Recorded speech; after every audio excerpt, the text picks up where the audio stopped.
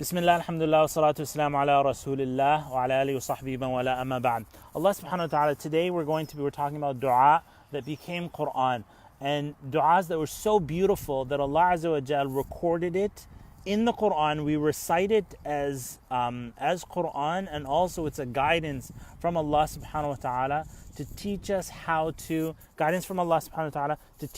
to make dua. So Allah subhanahu wa ta'ala says in the Quran, وَضَرَبَ اللَّهُ مَثَلًا لِلَّذِينَ آمَنُوا امْرَأَةَ فِرْعَوْنَ. Allah subhanahu wa ta'ala says, and He gives the example, the analogy, the example of imra'at Fir'aun, the wife, the woman of Fir'aun.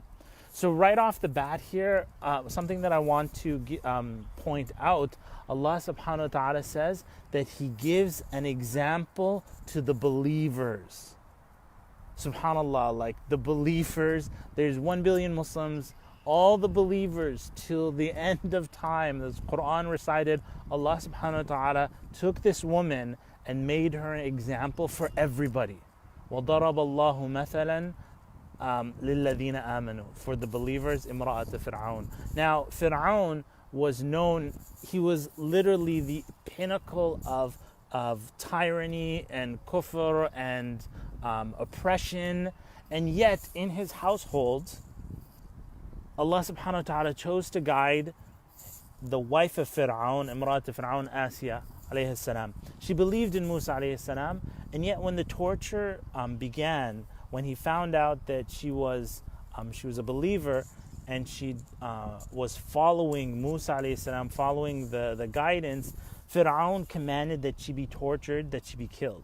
So subhanAllah, look at how evil this person is. So we're not talking even about abusive, we're talking to the next level, murderer. So he's like, kill her. And I was reflecting, let's look at the dua of Asya alayhi salam. She says, as Allah subhanahu wa ta'ala recorded in the Quran, رَبِّ ابْنِ لِي عِنْدَكَ بَيْتًا فِي الْجَنَّةِ. O my Lord, build for me a home near you in paradise. وَنَجِّنِي مِن فِرْعَوْنَ وَعَمَلِهِ. And protect me and save me from Fir'aun and his actions.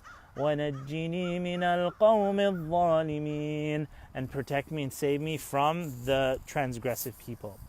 One beautiful thing about this is just a reflection that nobody could help her in this situation except Allah subhanahu wa ta'ala. There was no human being, there was no army, there was no cavalry, there was nobody showing up to save her.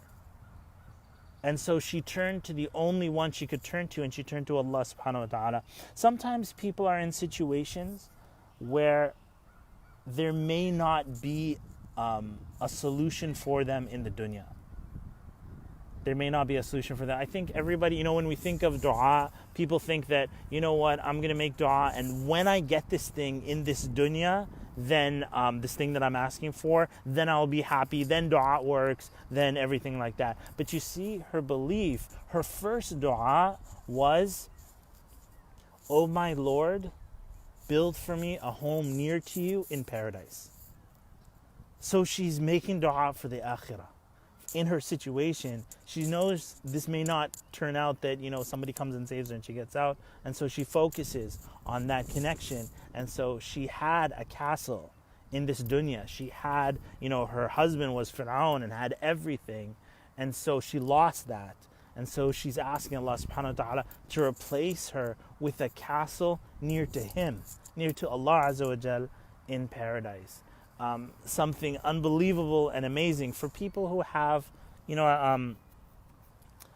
situation. Maybe somebody didn't get married, somebody doesn't have a child, somebody's in a situation where this might not resolve in the dunya. That doesn't mean that the dua doesn't, that you don't make dua. That if I don't get this here in the dunya, then that's it, I'm not going to make dua. We look at the example of Asya and make dua for the akhirah and our connection with Allah subhanahu wa ta'ala. رَبِّ ابْنِ لِي عِنْدَكَ بَيْتًا فِي الْجَنَّةِ.